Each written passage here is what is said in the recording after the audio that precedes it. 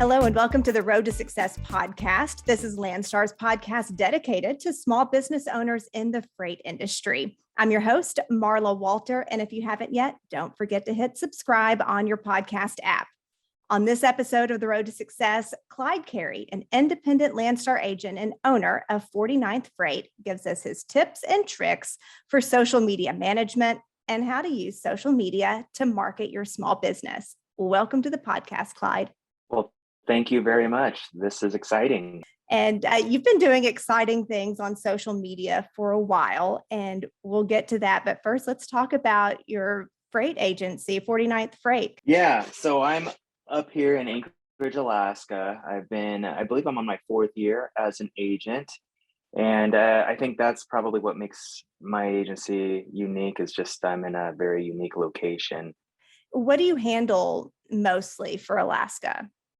The majority of my revenue comes from over-the-road service from the lower 48 to Alaska, or we have options of doing it from the Seattle area via an ocean carrier. All right, let's dive in. And I think a good place to start might be from the very beginning, when a lot of agents and small business owners get started with social media.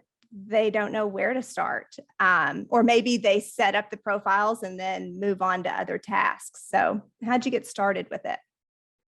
Yeah, it's a great place to start. I started social media right away, but I wasn't super active in it. The first thing I did when I started my agency is I did a post on my personal Facebook page saying what I was going to do. When I started the business, I decided I got to put myself out there in some way, and I'll start here with Facebook. So I did that on my personal Facebook page, and then I also created a business Facebook page. But it started there. I kind of kicked things off. I did a selfie video and said, "This is what I'm doing," and literally propped it up with a couple books and probably a can of vegetables, and propped it up in a bedroom in the house, which was my office at the time, and did that video. And those videos are still out there.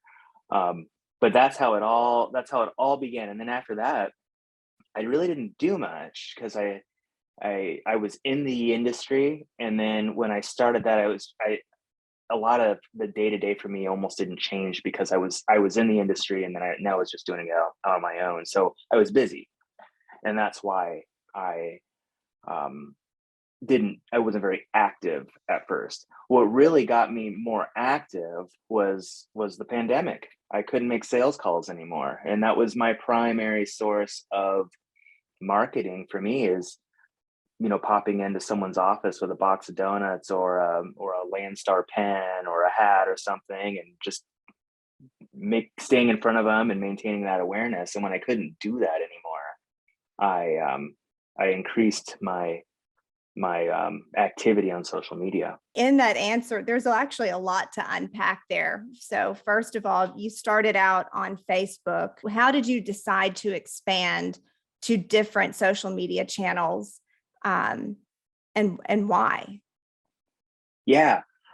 So I did start with Facebook, and then I Facebook, since they're affiliated with Instagram, I naturally created an Instagram too. And then I used just to make things more official, I used a kind of an online art company to design a logo for me so that I had stuff to put out there. Now I would say the biggest or the most beneficial platform for me is LinkedIn by far. And I decided to go that way because I found myself on LinkedIn more, and I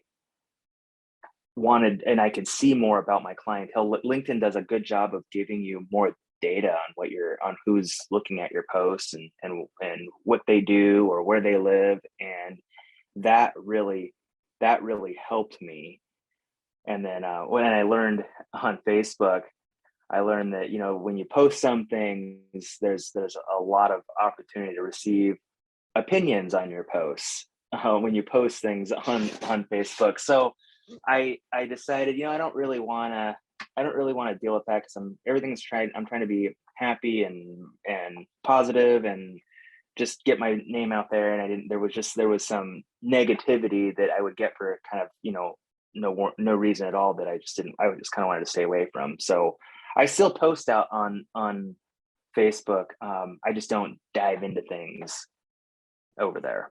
And I think that that is one topic that for anybody just starting off in social media, before you even get started and make that first post, to have a plan on how you will handle the criticism and the negative feedback. And then in general, just kind of the off topic troll type comments. So how do you handle that negativity when you do need to face it?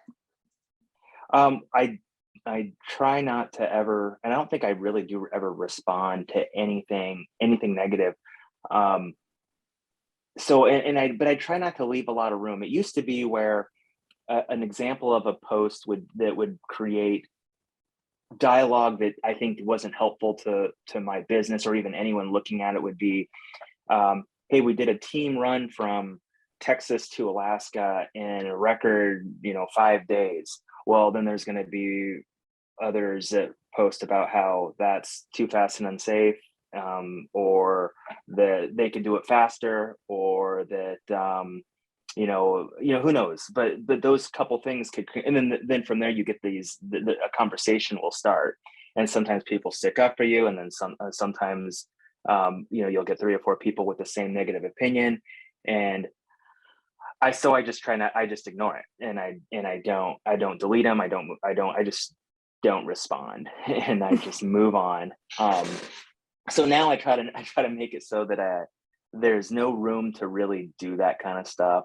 So if I post a picture of my kids in front of a truck because there was a driver in town, and we stopped to talk to him, and so I took a little picture. I got 2 cute little kids standing in front of a truck. There's no room there for any Right. negativity. How can you be ugly about that? Exactly. And I noticed from the analytics that all the platforms give me that when I post something like that, it's I get a lot more of views of the post. So that's it works out well. Kids and pets, number Yeah. one way to get good engagement on social media. Yeah. So what would your advice be for new small business owners? Should they have a personal account? Should it be Clyde Carey, independent Landstar agent, or should it be for 49th Freight? How do you decide who the main character of your social media is going to be? Yeah. So I would strongly suggest that you have your own business accounts for the platforms that you decide to use, and the primary reason for that is you can be business only and do what you want to, and do things that are right for your business on the business account. And then if you still want to post pictures of your vacation or what you had for lunch and stuff, you can do that on your personal account. And they're 2 almost unrelated things. I did it because I'm really trying to build a legitimate business, or a logistics brand for myself. So I wanted 49th Freight to have its own platform, to be its own entity and create its own name for itself, while I'm doing whatever I do personally. What are some other things that went into it that you kind of decided, okay, this is going to be my voice and my story on social media. This is going to be how I come across in my post? Yeah. So I through the pandemic was when I really started to put more thought into what I was going to do and how I wanted to carry myself or present myself on social media. So the way I like to do it is I like to be humorous and I like to be light. And so I decided to run with that. So I created a LinkedIn business page, which was the last business page that I created. I had a Facebook one, a Instagram one. I even have a Twitter one that I never use, but I've created those. But I had this LinkedIn page for myself that I've had for several years, and it's always done great for me as a career salesperson. It's always done great for me. So I I wanted to create one. And the biggest motivator for me to create a 49th Freight LinkedIn page was, if you look at your kind of your work history on LinkedIn, if you are a, for me, it's Clyde Carey, owner of 49th Freight, it doesn't look like a real company, because it typically not linked. So I was like, well, I want it to be a real company that people can visit on LinkedIn. So I created the LinkedIn page, and now my logo is on my work history, as a real company. So I did that, and then I started making posts and tagging that 49th Freight page, so that it would kind of get its own organic following, and that's what's worked. So I'll do my posts that are kind of light, and I try to be humorous, and I try to post them primarily on the LinkedIn page, and I tag myself, my personal page, in, so that it's being posted kind of twice to two different audiences. And I just think that LinkedIn is amazing. I think that it's worth the time, and it's free. Facebook, if you want someone to see posts from your business account, you have to boost it, and that costs at a minimum $5, or else hardly anyone's going to see it. Have you found that is where most of your customers are? Yes, absolutely. Yeah, absolutely. So I found that, and that's a great question.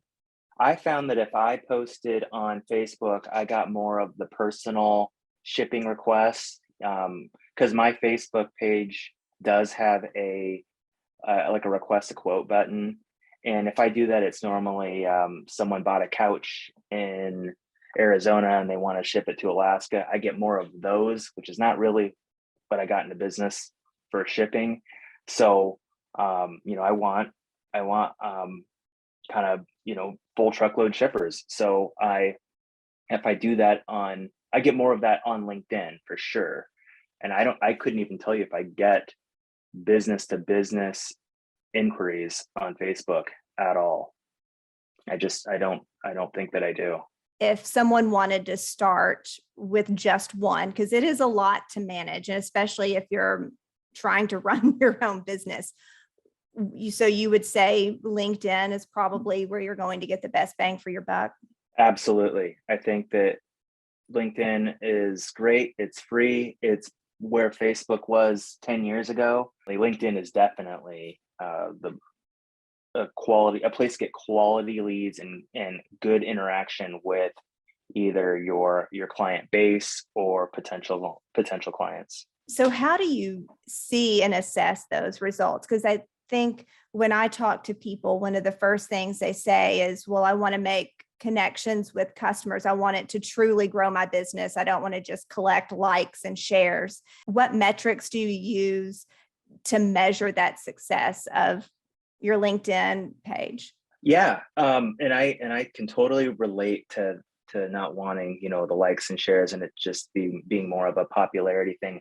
I get it. And I feel like Instagram is more for that. And Instagram is fun. I treat posting on, primarily, if we just talk about LinkedIn, I treat it like a sales call. I treat it like I'm trying to maintain awareness with the public, or with my clientele, or with my followers who are typically in my industry, whether they're peers or customers or potential customers. They typically fall into one of those three, or in some way they might be able to refer something to me down the road. So I'd like to maintain awareness, and I feel like that's a point in the sales process that's very early on. It's just being likable and being out there, and so that people are aware of you. And that's it. I'm not trying to close any deals on LinkedIn. So you'll never see at a post, call me today for the best trekking rate, because I probably don't have the best trekking rate. So I don't want to ever say that. Call me today if you want to chat about your shipping needs. Well, I don't think that that's the appropriate time to ask that. So I'm just trying to be out there. And then when I have that opportunity to either somebody contacts me directly, which does happen, and I would say at least monthly, someone contacts me directly from LinkedIn asking me a question, which creates dialogue, which I bet I have recorded revenue from LinkedIn. I know I do. I just can't think of anything off the top of my head. But I just got one over the weekend where someone reached out to me on LinkedIn. So they're either going to reach out to me, they'll either reach out to me directly, or I'll see them at another event and they'll say, "Hey, I love those posts that you do." And then it's a great, hey, now we're already talking. So LinkedIn's already working, so now we're talking. So that's really it. It's more of an awareness thing, and I'm not out there closing deals on it. How much time do you think you spend a week dedicated to either planning out your social media or posting? I try to post at least one a week, and sometimes it's twice a week, or sometimes it's one every 2 weeks. I do not have a systematic schedule for it. I feel like there's always something that I can post about, whether it's something little or something that's kind of a big deal for me. And that was a real world example of taking my kids out to meet a driver, and I'm like, oh, this will be a good picture.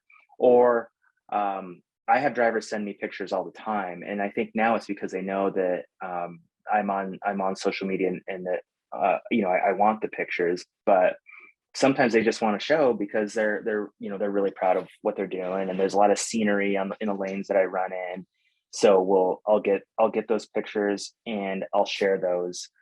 To a lot of people just getting started in social media, the whole question of what do I post is probably one of the most daunting ones. So I have a niche in the freight world. So typically I'm talking about shipping to and from the state of Alaska, and sometimes to and from the Pacific Northwest. But primarily, I think the expectations and what the audience or my following is expecting from me is Alaska related material.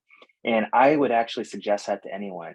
Use where you live as your niche, and you want to be the freight guru of whatever town or county or state or city that you're in. And that's what I want to be. I want to have a name for myself among my peers in my local community. So everything is really based on that. So if it's a picture of the weather or the mountains, or just creating awareness of Alaska, my followers, for the most part, I believe, can either relate or like that type of post. So I would suggest that to anyone. If you live in South Dakota or Texas, I bet there's some pretty cool things to see, and it's okay to take a picture of that and do a little post about it. And it doesn't have a truck or a pallet or an RGN doesn't have to be in the picture, but it can be something where there's people out there that might be like-minded or live in your area, when they're scrolling and they're scrolling fast and they see that and they go, oh, I know what that is.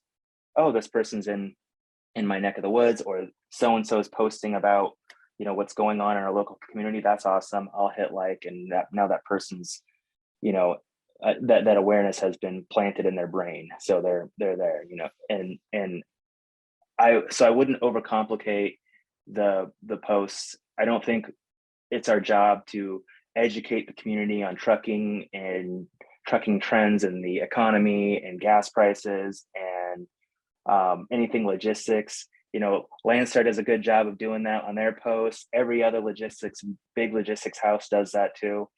I try not to get into that ocean. I create my own little pond, and this is how I post things here. You can always share the Landstar post to your own page. Yeah, I do that all the time. Hey, Landstar made the Fortune 500. Great post, right? Great to be part of this team. Easy post, and you're out there a little bit. And for some reason, if I post a picture of myself or a video of myself, I get the amount of interaction that post gets versus just a picture of a truck in front of a mountain isn't comparable. You just can't compare the two. The one that I get, the one with me in it or me talking in it, is gonna outperform by a long shot. So if you really want to put yourself out there, I would do that. And it's very beneficial. One of the posts that got the most interaction ever was not one of my videos. It was just me at Landstar headquarters and just a picture of me standing there. And last time I saw you. So that for some reason, like 5,000 people saw that post. So That's LinkedIn awesome. on LinkedIn. Yeah, on LinkedIn. So that's it's interesting.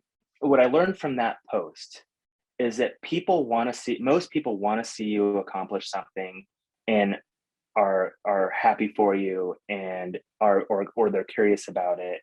And so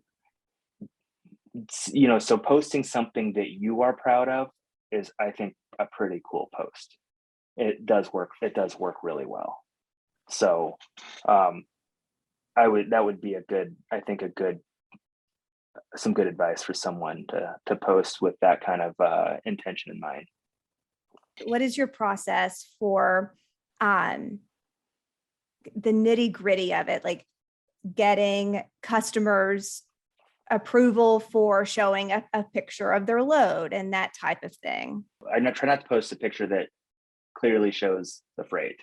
So that's one way that I get around it. If it is, I do tell the customer via email or we have a conversation about it, and I say, hey, I'm going to post this picture, and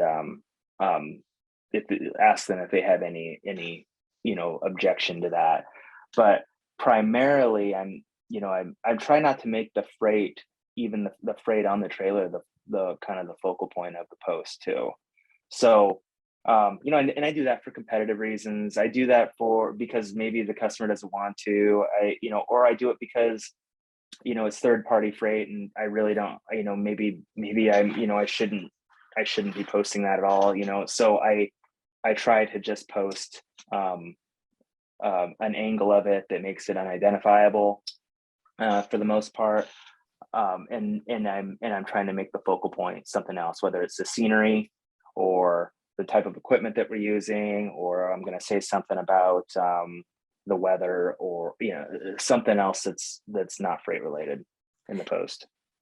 So do you still manage it solo, or do you have people in your office? Yeah, I do it all myself.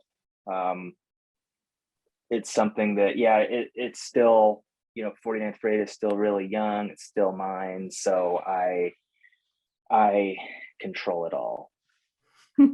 How do you keep up with the trends? I feel like social media is changing constantly, and every time you turn around, Facebook has changed something. In my niche product line that I offer the world, I know kind of what I want to say and how I want to say it, how I'm going to deliver it. And I don't have to really put too much thought into, is the algorithm gonna affect me? And I guess that's one way that I get around that, is by diversifying, by using the different platforms. Any other lessons learned, either just from experience or learned the hard way, that you'd like to share as far as social media goes? Yeah, have someone else look at your posts before, like for me, I have my wife look at it and make sure everything's spelled right. Spelling is not my strength. So you put all this work into something, or you're proud of something, and you throw it out there, and gosh, you are representing yourself professionally or your business. So make sure that your grammar and spelling is at least like me, at a high C or a B level quality level. Do that, and I would say, be mindful of the competitive nature of our business and what you're posting out there. I tell people that if I post something, it's because I'm that reveals a lot of information about a shipment. It's because I'm very I feel very strongly about the relationship that I have with that customer, and so I can do that. But I mean, there's a lot that I wish I could post, but I just can't. And it's probably okay, because I don't want to be noisy out there and post every day that post something that doesn't really provide any value to my following. So So that's probably a good thing. But yeah, the big thing is grammar and spelling, and make sure that's a good picture and it's not blurry. Have you found that you've become a better photographer over the years? Yeah, I feel like I bought the new iPhone just for that, and so it would take better pictures. And I find that even the driver submitted pictures are always really good. Most of the ones that I get are amazing. So it's amazing what these phones can do these days. So you don't have to go get a really nice camera. It's all from the phone. The last thing that I'll say is a friend of mine told me is to just be authentic. So the same person, you'll meet the same person in my post as in person with me. I don't really polish myself up and I put on a business personality when I'm online. It's the same guy. So be authentic, and for me, I being humorous and light comes very natural. So I do that. If it's not for you, then don't do it. Find your voice. Yeah, you got it. Thank you so much. This is all fantastic advice, Clyde. Thank you for joining us on the road to success. Yeah, thank you. This was great. That's all the time we have for today. Thank you for listening to the Road to Success podcast. Be sure to hit subscribe so you're the first to hear about our next episode. Stay safe, stay successful.